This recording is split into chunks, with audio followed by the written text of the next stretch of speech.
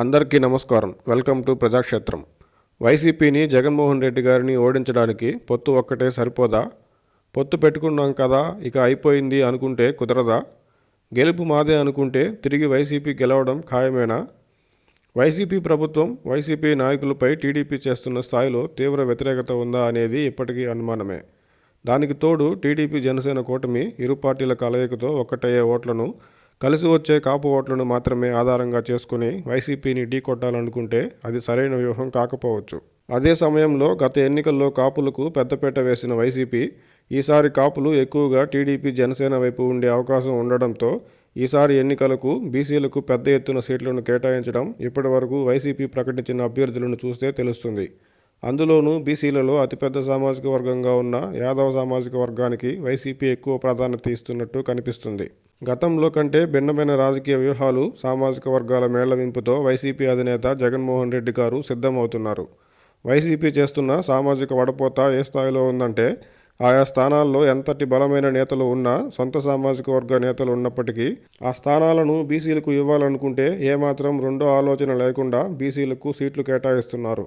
అయితే టీడీపీలో మాత్రం జగన్ గారు చేస్తున్న సామాజిక వ్యూహానికి బదులు వ్యూహం పెద్దగా ఏమీ లేనట్టు ఉంది.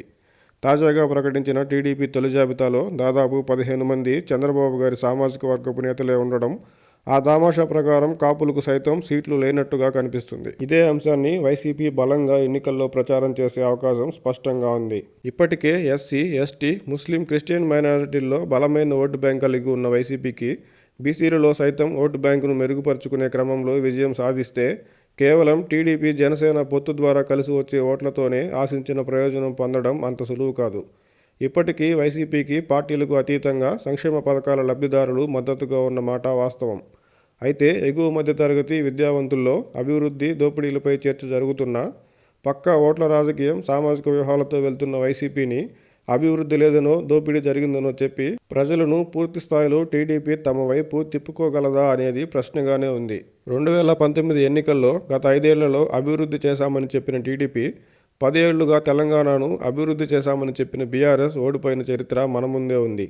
అవినీతి, అప్పులు, అభివృద్ధి అనేవి ప్రధాన అంశాలుగా ఎన్నికలు జరగకపోగా సామాజిక మేళవింపు, భావోద్వేగం, అర్ధసత్యాలు, అసత్యాలు చెప్పిన ప్రజలను ఆకట్టుకునేలా ప్రచారం చేయడం, ధన ప్రవాహం ఇవే ప్రధానంగా ఎన్నికలు జరగడం విచారకరమే అయినా అదే వాస్తవమని టీడీపీ జనసేన పార్టీల అధినేతలు, శ్రేణులు గుర్తించి తదనుగుణంగా వైసీపీకి ధీటుగా వెళ్తే తప్ప కేవలం పొత్తు ఉన్నంత మాత్రాన వైసీపీని ఓడించడం సులువనుకుంటే పొరపాటే అవుతుంది.